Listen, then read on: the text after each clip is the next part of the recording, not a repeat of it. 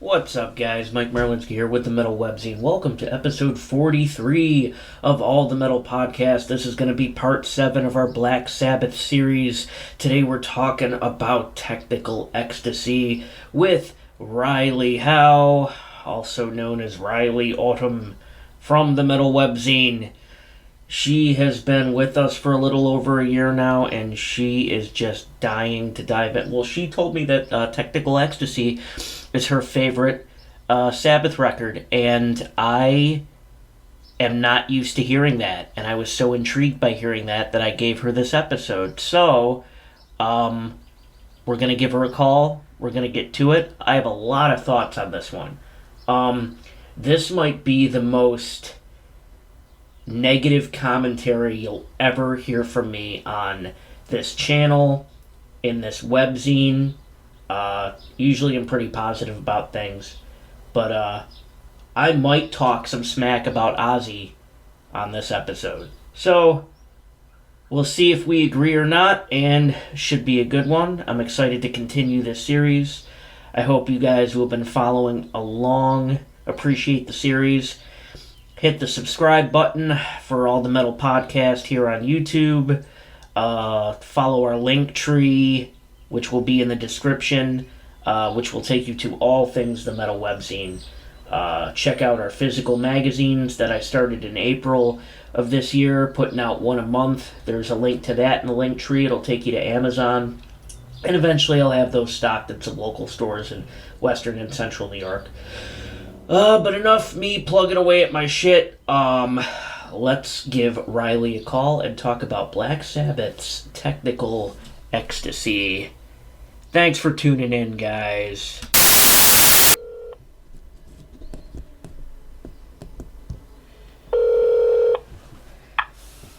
Hello. Well, hello. How are you doing? I'm doing all right. I got my it's Sunday, so I'm having a day drink today. I got a little bit of Mr. Boston mixed with Mike's Harder lemonade. Oh, perfect. Yeah, just the usual Mountain Dew kickstart for me, even though I know it's poison. Trying to make Sabbath Sundays a thing. So, I thought this would be a fun little thing we could do today, and yeah, I appreciate you jumping on board with it, because I know I kind of just got you last minute right after you woke up. Oh yeah, it's no problem. I told you that it would be maybe Sunday, but anytime I say maybe, I'm always telling myself it's going to happen. So Awesome. So, I already kind of warned the audience that this is going to be jam-packed, and it might even have a little negative commentary on my part for the first time ever, and, we have a lot of serious issues we want to bring up, so I think this is the perfect album to do that on. I'm just going to jump right in, if that's cool with you. Yeah, absolutely. Okay, so after a fresh listen today, I decided that this whole album is full of moments where it's one or two members carrying the team, and, you might not agree with that, but I hear a lot of passages where it's the guitar melody or the piano melody just carrying Ozzy's voice, and his voice really seems to come and go on this album for me. What is your overall opinion on Ozzy's vocals, specifically on Technical Ecstasy? So, I really think that this album is a pretty good look into Ozzy's solo career. It's like a prelude to his solo career. Okay. And his vocals, in parts, have clearly been affected by his boozing and drugging. Yep. But I don't think that it necessarily takes away from anything. It's just sort of like a different Ozzy. Sure. It's definitely not his best album vocally. Nope. Not with Sabbath, anyway. Right, but it's definitely the beginning of a new era for him. Yeah. Yep. We're going to talk about that later. I think that getting closer to his departure, I think that's audible on this record, so for sure. Okay, so Okay, we talked about this a little bit earlier today. How do you feel about Bill Ward doing vocals on "It's All Right"? And for me, like when I heard it, like, and I refreshed it and thought the same thing again today. Like, I just want to hear an entire early Sabbath album entirely with Bill Ward on vocals after listening to "It's All Right" again. Oh, absolutely. I would love to hear an entire Sabbath album with Bill on vocals. He's an amazing singer, and his range is beautiful. His diction is crisp. The whole song is incredibly soothing. I Yeah. talked about this with you a little bit earlier that my grandfather, my whole life has been a drummer, and there's been many times where he's been taking up lead vocals as well as drumming. So when I hear Bill Ward singing, and I know that he's also playing drums, I could almost see Bill as my grandpa, or vice versa. That's beautiful. That's really beautiful. Yeah, yeah, you did mention that. That's great that yeah, I mean my grandfather played the organ for a number of years and he played with a bunch of groups, and it's great when you, cuz not all families are like that. It's great when you can pick up music from a relative growing up. A lot of people have to look outside their families for that. No, and that's really special that, you have that connection to watching Bill Ward play and sing and play drums, and it reminds you of a family member. That's really cool. And you're close with your grandpa too, so yeah.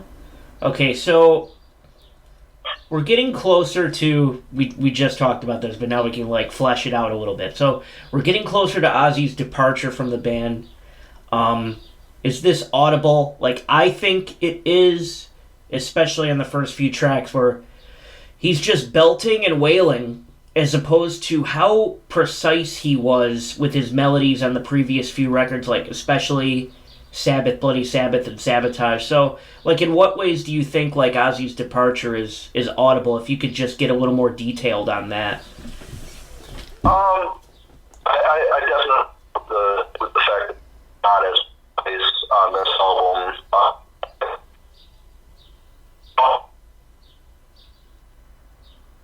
Amongst the band, specifically with him and other members, and definitely I'm pretty like I don't know the whole story about like why he left and stuff, but I'm pretty sure that it involved like him being very much into the boozing and drugging, and everyone else was kind of like starting to not be about that anymore. And it was just sort of, it was affecting his life, and it was affecting his ability to get his whole head in the game, I think. Sure. And you hear that throughout the whole album, really. Right, because this record has like an inconsistency to it with the vocals, almost to where musically, like Ozzy, it just sounds that way. I wasn't there when they recorded it. It sounds that way. It sounds like he's leaning on, depending on the song, he's leaning on the piano, he's leaning on the guitar, he's leaning on keys, like it just depends. Yeah. Absolutely. So this is something pretty important that you wanted to bring up when we were talking about specific songs on the album. So I guess talk about the flaws of your idols and when people refer to the good old days in relation to certain songs on Technical Ecstasy. So there's a big part of the good old days aspect, because there's a song I don't feel comfortable naming the song outright, because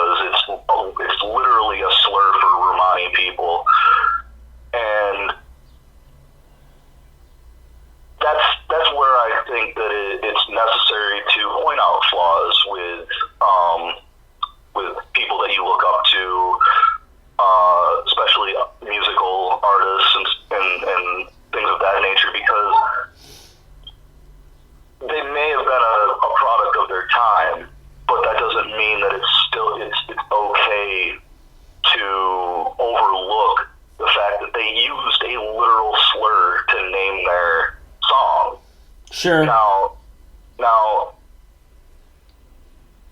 would it have been different had they used the phrase, she's a witchy woman, or she's a magic woman? You know, I don't know if that makes it... I mean, I think that improves upon it a little bit, but I don't know if that's much better.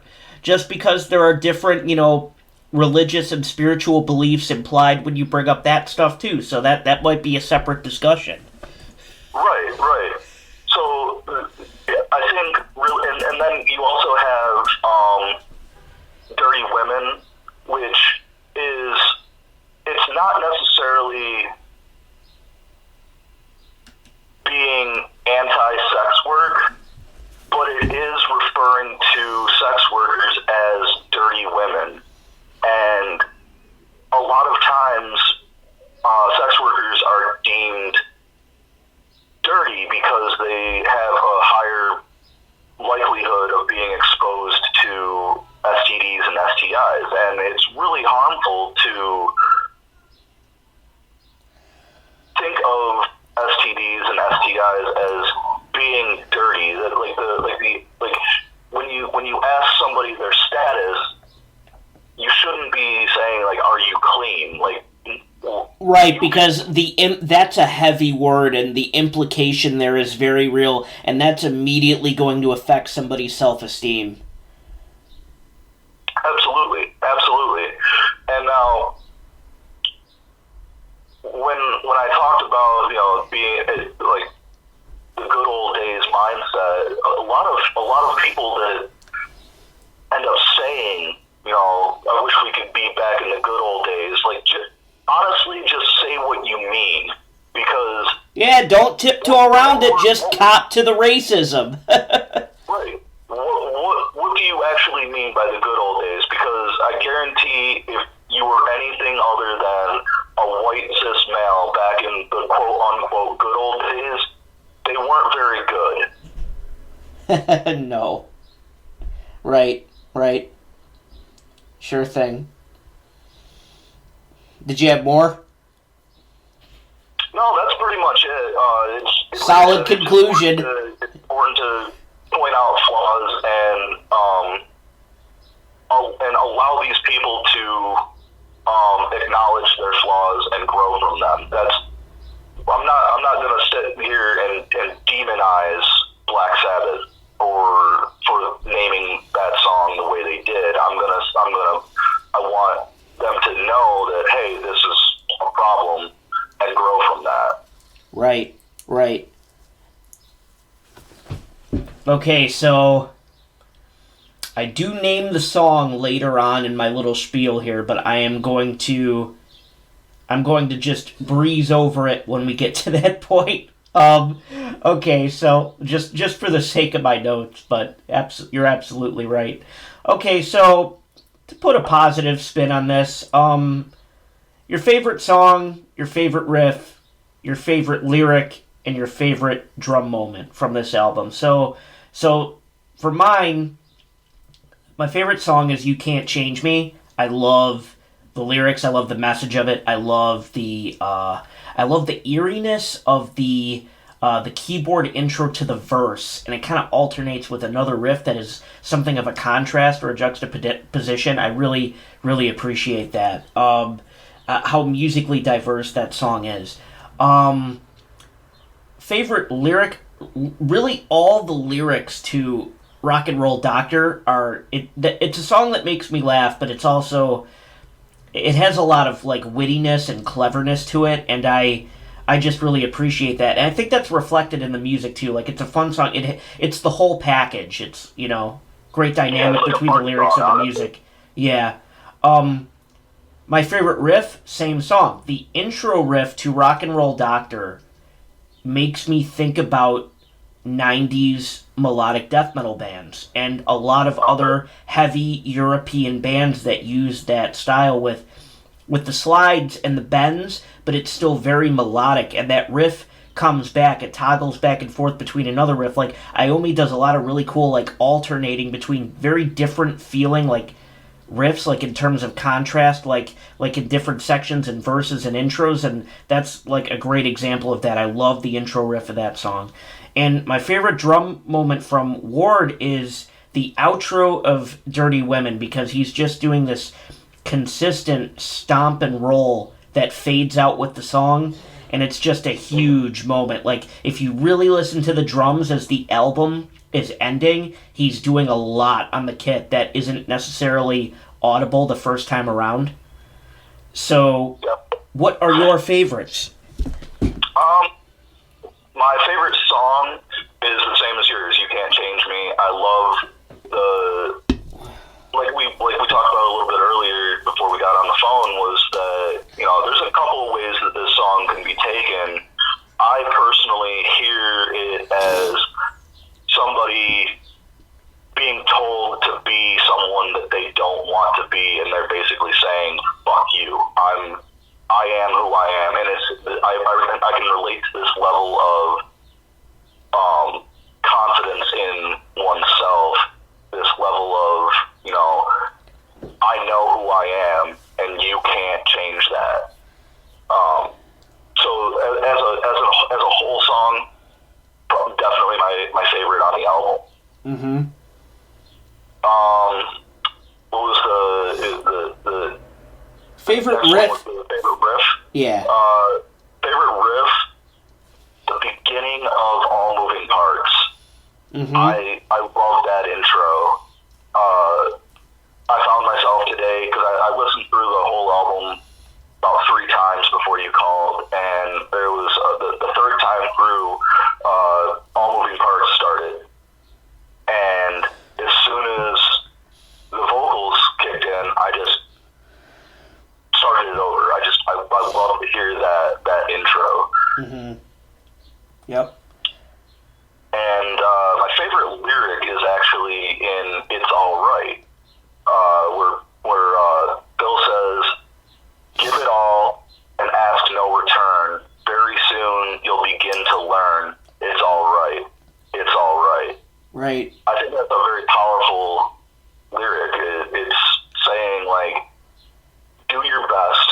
Right. Expect nothing out of the world. It's about personal growth. You'll realize that it's gonna be okay. Like, everything's fine. Like, sure. Just do what you do best. Just right. be yourself. Yep. Work on yourself. It's about personal growth. I love that line too. Absolutely. And the drums, really all the drums in all the drum parts in Rock and Roll Doctor, like that. It sounds so simple. Like, it's such a simple.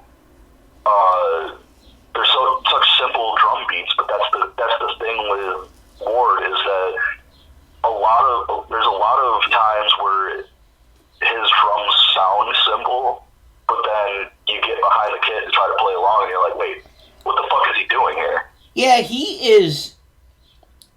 is very, very deceitful in his playing, almost, because he plays. He always complements the riff. He can always complement what Geese and what Tony are doing perfectly, and he kind of, you know, he's deceitfully in the background. It's deceptive. It sounds simpler than it is, but he has all these subtle intricacies that make him one of the most. I think he's, you know, a lot of people, you know, you'll always see his name on these, you know, greatest rock and roll, greatest metal drummers of all time lists, but, like, I still consider Bill to be an underrated drummer. Mm-hmm. Yeah, definitely. As a drummer, I look up to Bill in for that reason, for the fact that he compliments and tries to. Basically, the way I personally tackle drums is I play them where, like, I have this vision of, like, a drum riff. It's not just, like, I'm not just playing along and have a steady beat. Like, I will have this whole I'll play with the whole kit, and it's like a whole phrase. Like, there's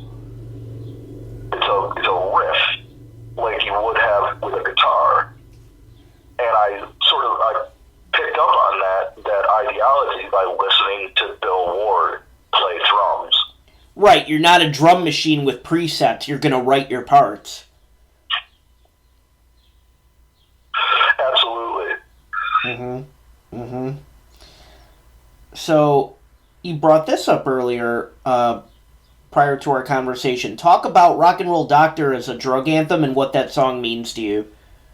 Oh, okay. So, Rock and Roll Doctor. Rock and Roll Doctor. I mean, this is another song that can be taken a few different ways by, you put 5 people in a room and you play Rock and Roll Doctor, and you're probably going to get 5 reactions out of it. All different. Sure. When I hear it, he's talking about, taking a walk downtown. He's got to find his rock and roll doctor. He's going to make him feel fine. Yep. Well, he's looking for his powdered courage. He's looking for right. his. He's looking to go snowblind. Oh, I just wanted to point this out really quick, just in case there was more to the main story behind Ozzy leaving the band. I just wanted to touch on that because neither of us were really sure, like aside from the drugs and the booze. But I'm going to say you were right on the money, and he was sacked by his band members for the substance abuse. Mm-hmm. But yeah, getting back into him writing a song about walking the streets looking for his powder. Yeah, that's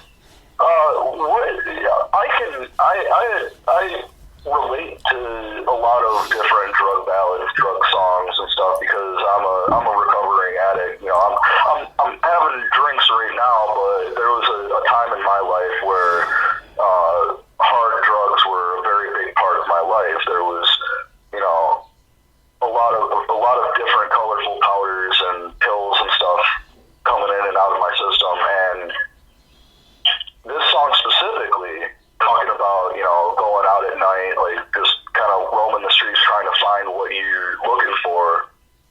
I've been there, and I know the frustration of it. Yep. There's a real possibility of getting robbed.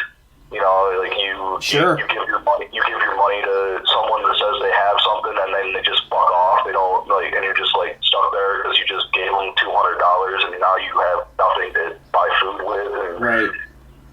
Yeah. And not only do you have nothing to buy food with, but you're going home empty-handed. So,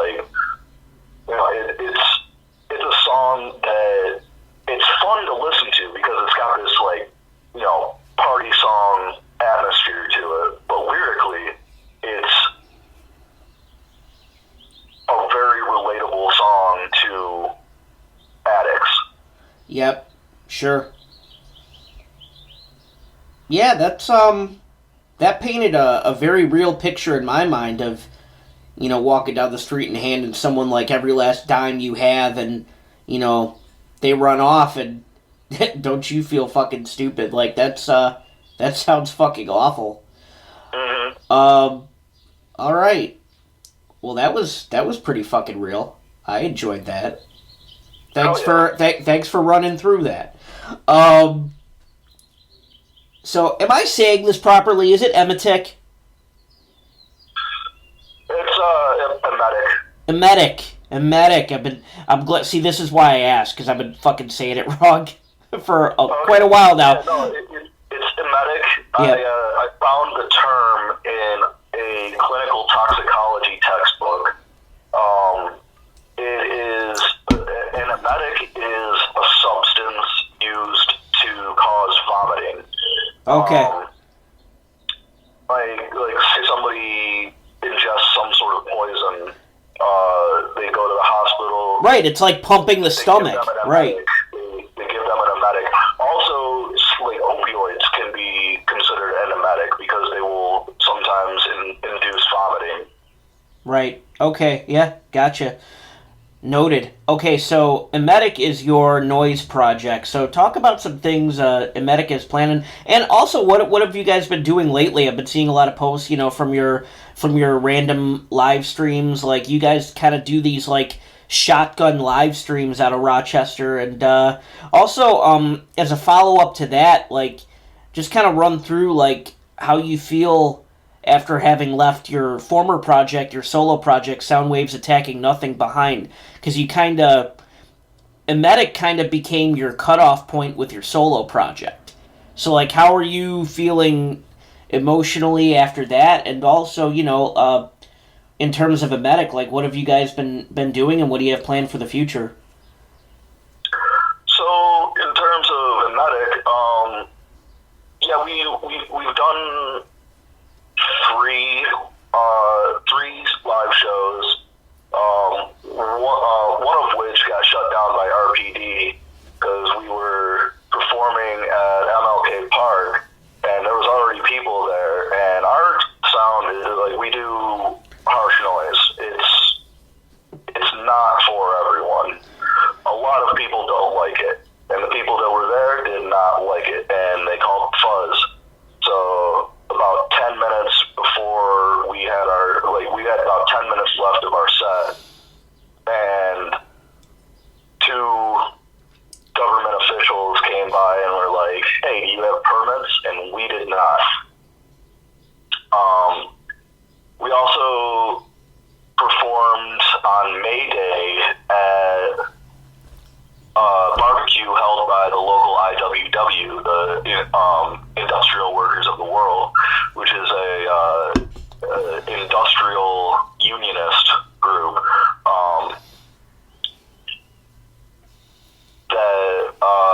and it was our first time performing in front of like a live audience that was there to see us, not just guerrilla warfare style. It was like they came out for the barbecue, but they were staying for us, and that was for me. I can. It's just me talking, so I can only speak for myself. It was pretty surreal for me, finally being able to like actually hear people clapping and cheering for us at the end of our set, and everything went according to plan.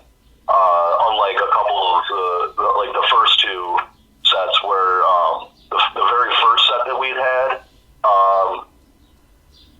we actually promoted that one. We were going to go live in MLK Park in the fountain area that they had turned into like a skate park, and we couldn't find power, so we postponed it and scrambled a little bit. Finally found a venue out in Marion, and we still went live, but it was not where we wanted to be playing. Sure. And then, of course, the second set where we got shut down by RPD.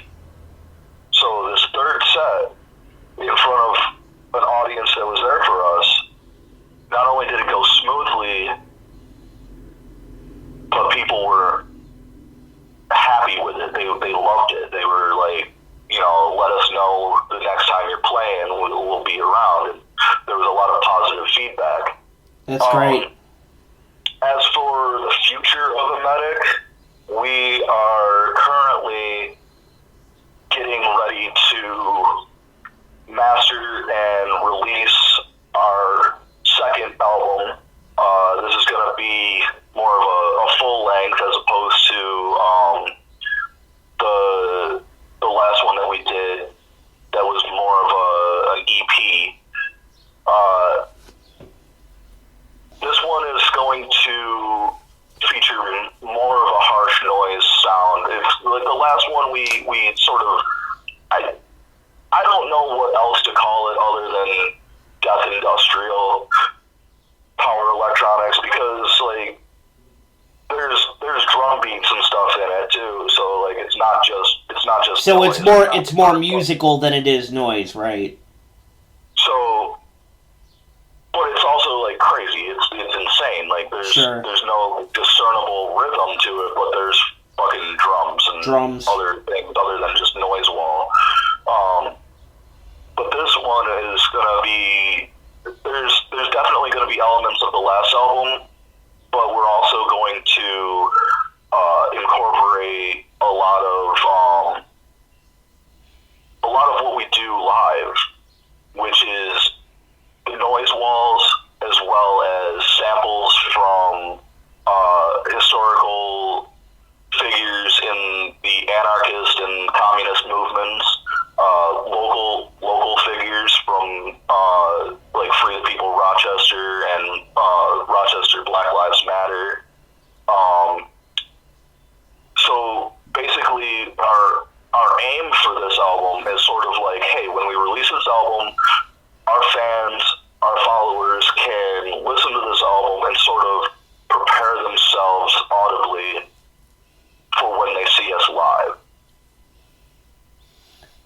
That's awesome.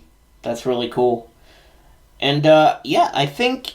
I haven't listened to it yet, but I think I'm going to check out the first record with the drums, the one that you referred to as Death and Industrial with power electronics. Like, I think I'm going to... I'm pretty interested, just based off that description. I'll send you the Bandcamp link when we're done with this. Sounds good. And your follow-up. Yeah, Soundwaves. I wouldn't necessarily say that I left Soundwaves Attacking Nothing behind. I still, as a member of Emetic, I still use Swan as my stage name. It's still a part of me. I've put off doing live shows solo and recording albums solo as sort of like an indefinite hiatus. Sure. I'm not done with it, but for the time being, I feel what Soundwaves was for me was an outlet to speak on mental illness. Sure. Almost all of my albums touch on mental illness, except for I have one called Say Their Names, where it was sort of a step into the Emetic. You performed that. You performed that at the 6th anniversary when you were at the Tyranitar practice spot. I remember that. Yeah, and so yeah, on that album, like I had samples and stuff of various black and brown figures throughout history, like Huey Newton, Malcolm X, Grace Jones, and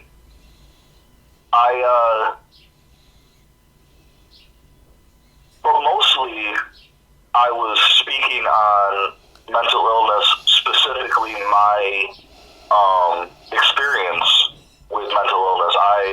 I've been diagnosed with schizoaffective disorder with bipolar tendencies as well as generalized anxiety disorder. So I felt, I have this outlet to I'll make noise in my apartment and help me cope with my breakdowns and the shit going on in my head. And then I was like, I can't be the only noise artist that suffers. So maybe I'll record these albums, and other people will identify with what I'm saying, what I'm doing, and it'll help them like it helps me. But after 14 fucking albums of saying pretty much the same thing, I felt like I had said what I needed to say about mental illness, and I needed to go back to that previous album where I was making it a point to be an anti-fascist. Sure. And that's really why I put that hiatus on Swan. It's not done. I like that. It's definitely put on hold so that I can put my entire creative process into Emetic. Right. No, that's great that you met Eric and that you have that connection with him and that you are willing to do that. That you love the project that much. You're motivated that much by it that you're willing to set your other endeavors aside and give Emetic your full attention. Motivation is definitely a big part of it too, because after the last album that I put out, it was called My Descent into the Mouth of Madness. Mm-hmm.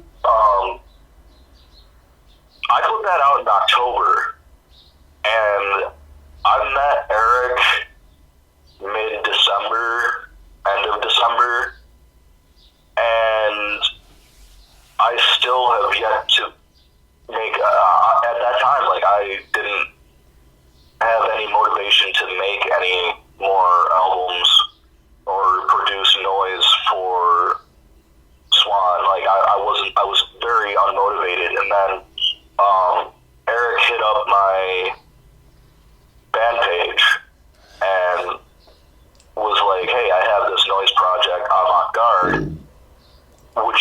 to do a collaboration track or two?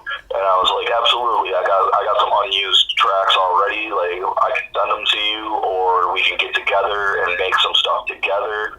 And when we met for the first time, it was like, you ever meet somebody? You ever been in contact with somebody on the internet, and then you meet them in person, and it's like, why haven't we met before? Like, right. You are supposed to be in my life. Yeah. You feel it right away, and yes, I've been in that situation a number of times.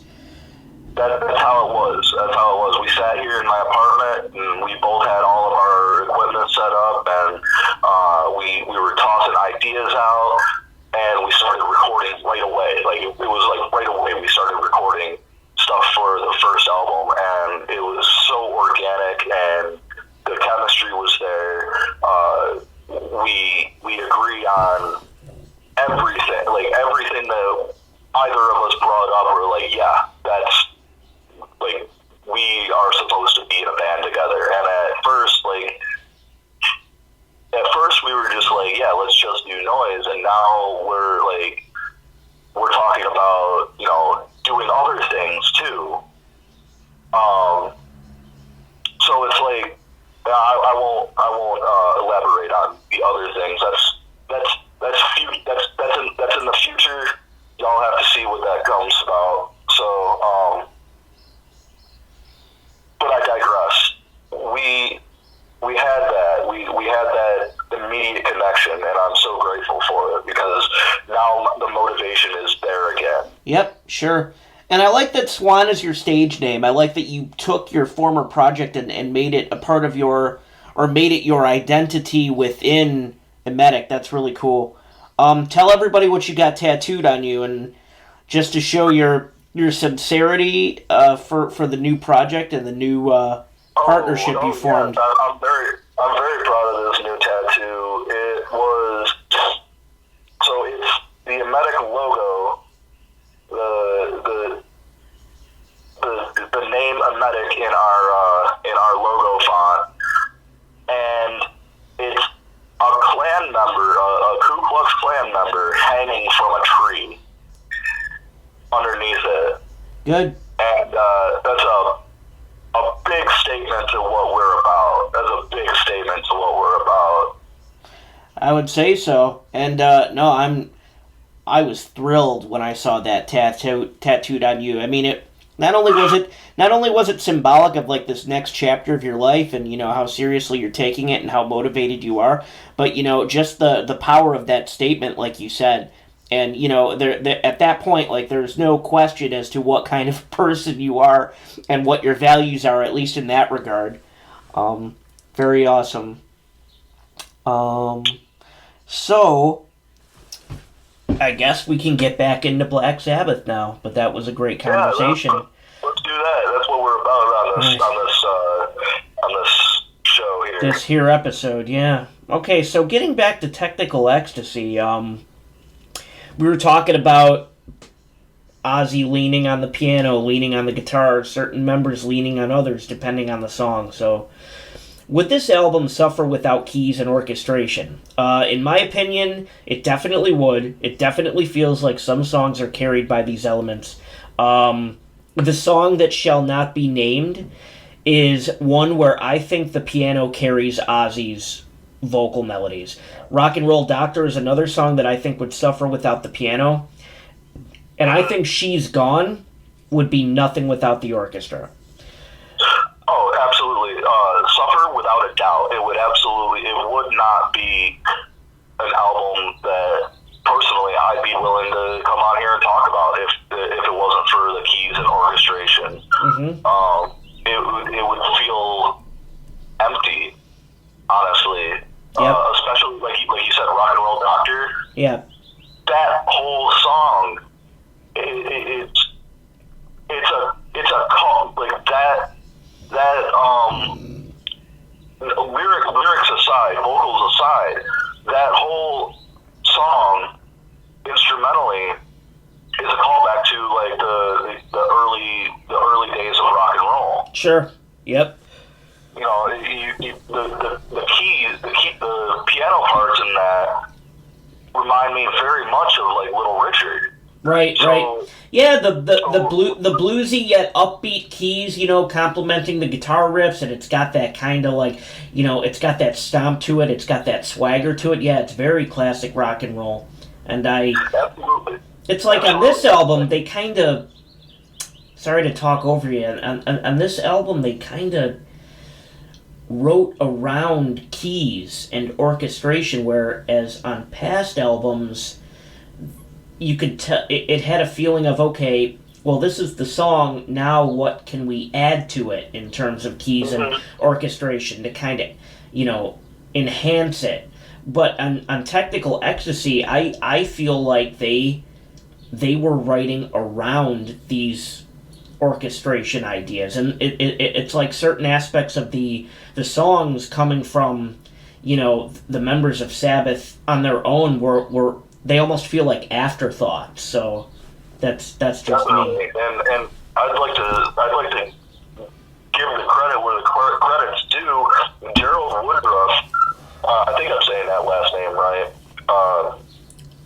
Woodruff. I don't know. There's an E at the end of it, so I don't know. Throws the whole thing off. Yeah, whatever. Gerald is an exquisite piano player. I personally would love to hear other things. If you know of any other albums that he's featured on, or if there's any solo art with him, I'd love to hear his other stuff, because his piano playing, he's a master of those keys. Throughout the album, it's just like I said, this whole album would feel empty without Gerald on those keys. Awesome. Yep. Full agree. But getting back to Geezer Butler, though, as a composer, rate Geezer Butler as a composer in today's market. I found this interesting because I was just trying to think about not necessarily a world without Sabbath, but just what a mind like Geezer Butler's might do with today's music if he were fresh on the scene. And I don't remember the name of the movie. There was a movie where the Beatles never existed. Okay, I know what movie you're talking about. I haven't seen it, and I don't know the name of it either, but I know what you're talking about. Right, yeah, the Beatles were zapped out of existence, and there was one man, one guitar player, singer, who happened to remember them. So he knew all their songs, so he ended up getting credit for all the Beatles' music, in the modern era. So, like, I don't know, I guess this question just kind of made me think about that. So, like, how do you feel about Geezer Butler as a composer, and, like, what kind of a band would Geezer Butler create, or what kind of a sound would he create today? In terms of like rating him, if we're going on a scale from 1 to 10, 1 being like a shit composer to 10 being the best, I would actually put him at a solid 8.5. And now my reasoning for that is because looking like reading some stuff about certain songs that he had a major part in writing, like All Moving Parts, he's quoted as saying that All Moving Parts was a song about a transgender woman becoming president. And he wrote it in that way because the time that they were writing at was a very misogynistic time. Sure. And this being in 1976, and him writing a song about a person that at that time was illegal to live. It was you couldn't be. It was almost illegal to be gay. It was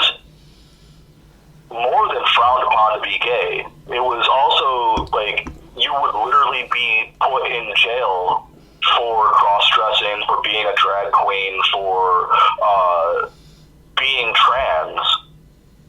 Sure. And he's writing a song as almost an homage to the trans people. And that when I read about that and I listened to the song again, I was like, oh, okay, I hear what he's talking about. I hear where he's coming from. Like, this makes sense. And now, as a trans woman, I identify with that. I applaud him for that. Thank you,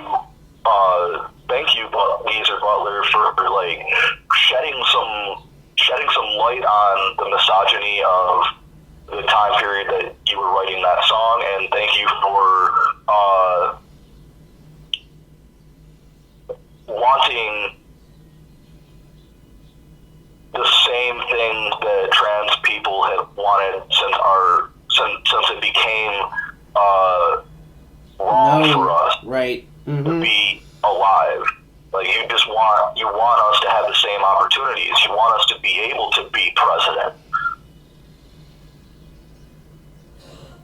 Right. And that's personally why I give him that 8.5. I'm not sure what kind of sound he would be creating today. I personally, I can't really see Geezer outside of Black Sabbath because I haven't heard him outside of Black Sabbath. Right. Right. I just think he's the kind of songwriter that he considers a lot. Like, he considers a very broad scope when he's writing. And it reminds me of Steve Harris. Okay. Same situation there. Just big, broad ideas. And in 2021, he might create the greatest rock and roll throwback band of all time. But, you know, we'll never know. It's all hypothetical. I like hypotheticals, but, you know, that's the nature of them. We'll never know. But no, you're absolutely right, and that's just another example of his broad and forward thinking. I think if we go back to the question of like favorite songs and stuff, like, I had a really hard time choosing between "You Can't Change Me" and "All Moving Parts" because of finding out about the background, the idea behind that song. Sure. Yep. Right. So, we have one album left before we close out the Ozzy era. So, what are your closing thoughts as we head into Never Say Die? Oh, well, I don't know who you have on for Never Say Die, but I hope that they have at least one good thing to say about that album. I know a lot of people don't like that album, but you gotta think of it as, like, this is the end of an era. This is the opening of new doors for not just Ozzy, but everyone else involved in the band. Right. Yeah, it's going to be Bill Page from Wrong the Oppressor. And yeah, I feel the same way about Never Say Die as I feel about Technical Ecstasy. Like, it's not very high on my list, but it has really, really special moments. So I know we're going to talk about those at the very least. Absolutely, yeah. It's not my favorite album by far. You know, you had me on a couple episodes ago for my personal favorite album. Volume 4, yeah. Yep. But it's not a bad album. And honestly, I'm not a Sabbath super fan by any means. Right. Neither am I. Right. But I have yet to hear a Sabbath album that I don't enjoy. Yep. Yeah. I mean, even there was at least one album with I think Vinny Appice on vocals, right? I'm drawing a complete blank on that right now. You know, the one everybody hates is Forbidden. Ice-T is on it. Ice-T's on the opening track. And Tony Martin's on vocals. That's, I'm going to have to give that one a listen because I don't think I've actually listened to that. It's not bad. It's really not bad, considering how much hate it gets. And, I feel the same way. There isn't one Sabbath album that I absolutely cannot listen to. That I don't hate any Sabbath. Mm-hmm.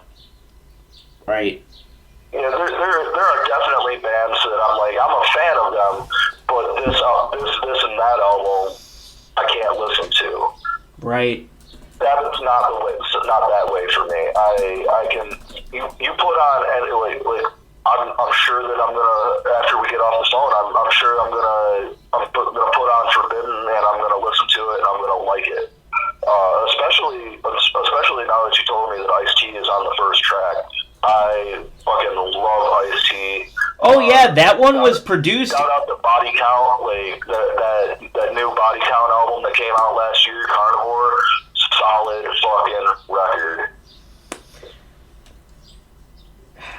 Yeah, I mean, Forbidden, I'm pretty sure, I could be wrong about this too, I'm pretty sure that one was produced by the Body Count guys. And really? That's another reason people don't like it. Because I think that's another reason, I'm going to look it up right now while we're talking. That's another reason, I think, that people don't like that album.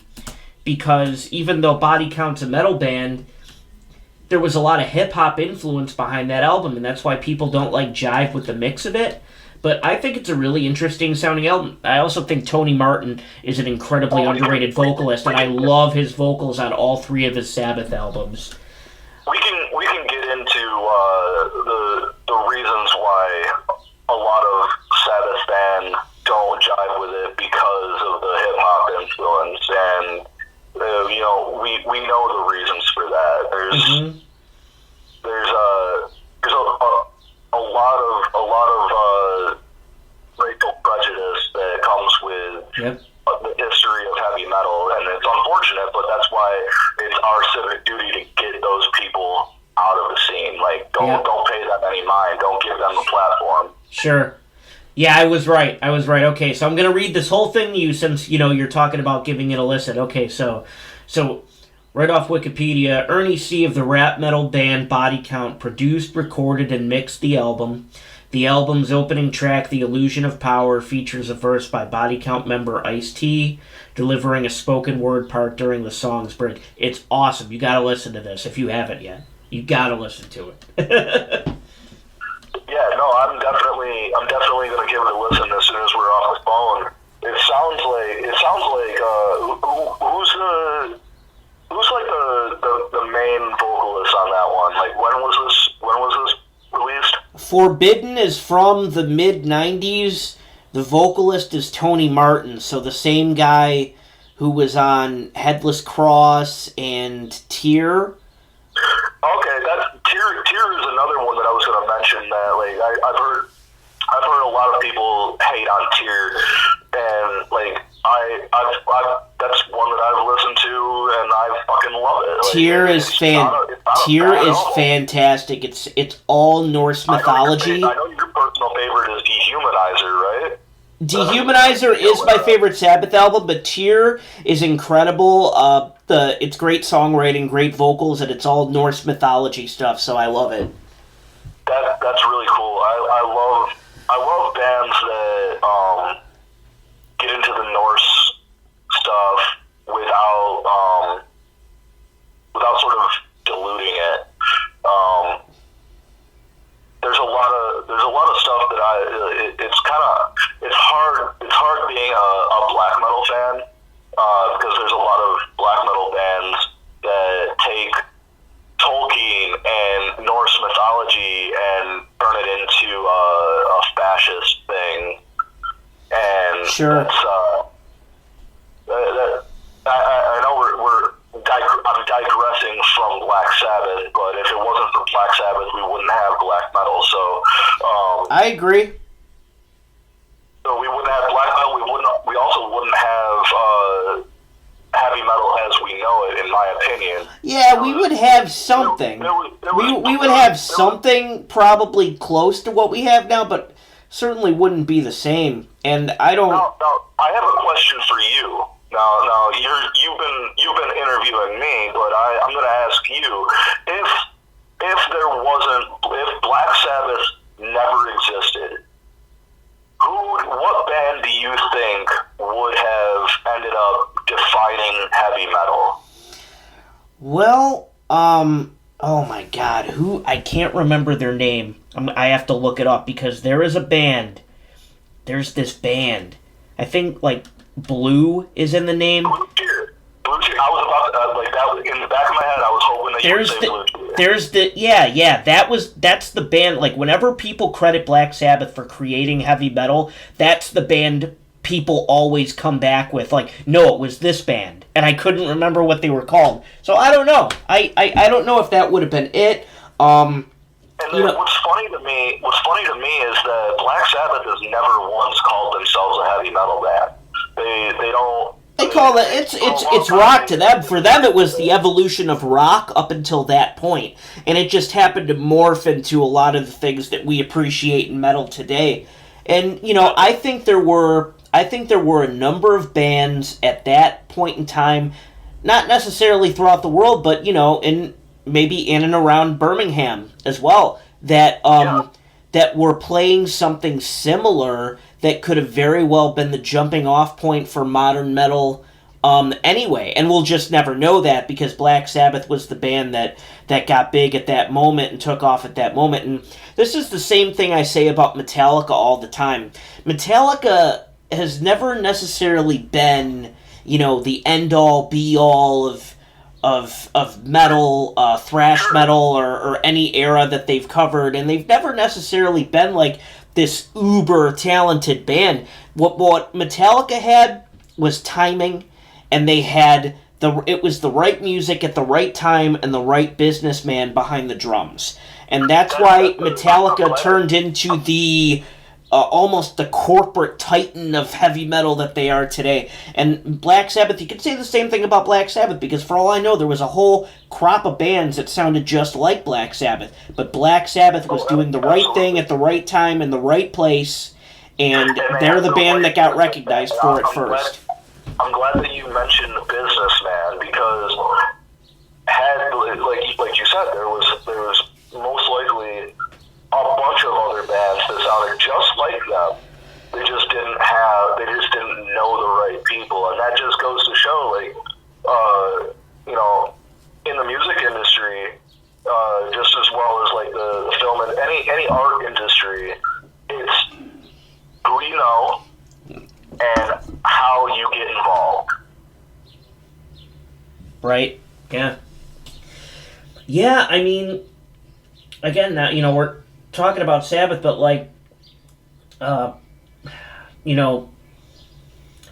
for Metallica to be playing thrash metal in the Bay Area right in the beginning of the 80s, right when Brian Slagle was starting up a label in LA, and it was putting them on early Metal Blade compilations or whatever that whole story is, putting them in zines and giving them press, back when record labels mattered a whole lot more.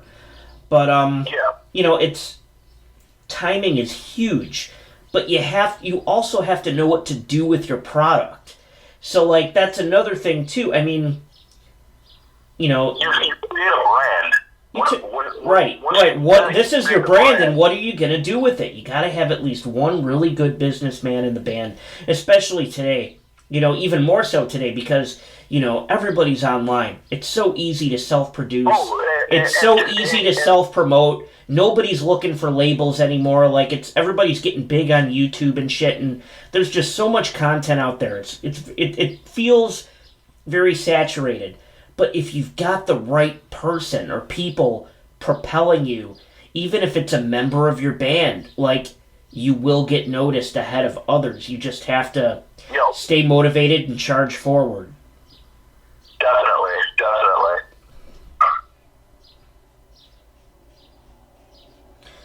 But yeah, I guess my closing statement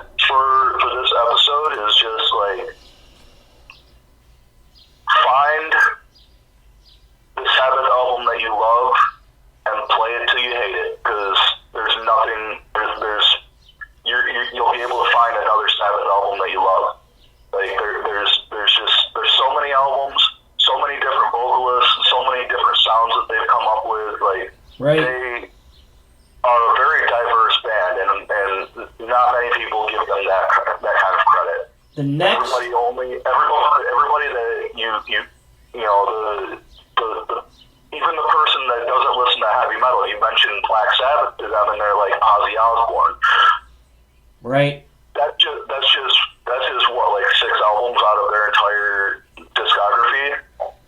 We are on number 7 right now. Never Say Die is the 8th, Okay, and that's going to be the turning I point. wasn't far off.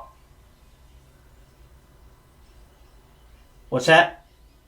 I wasn't far off. I said 6, but it's 8. Right. 8 albums out of their fucking what, like 26 album discography. Well, I mean, I'm only going to do studio albums for this, but they do cover a lot of ground, and it's They 19. got a bunch of different live albums. Yeah, with unreleased material and shit like that. But yeah, it's 19 studio albums, and then to round it out at 20, I'm gonna do The Devil You Know by Heaven and Hell, which was when Dio returned, and they released that in 2009 under the different moniker, and that's how I'm gonna round this out at 20, and then close it out. And you talked about all the ground that Sabbath has covered musically. Absolutely. I think the next artist I'm going to cover after Black Sabbath, if I do another band series like this, I think it would have to be Devin Townsend, just because he's covered every genre. Not all of it's metal, but it's worth fucking exploring. It's worth making an entire series out of Devin Townsend, I feel.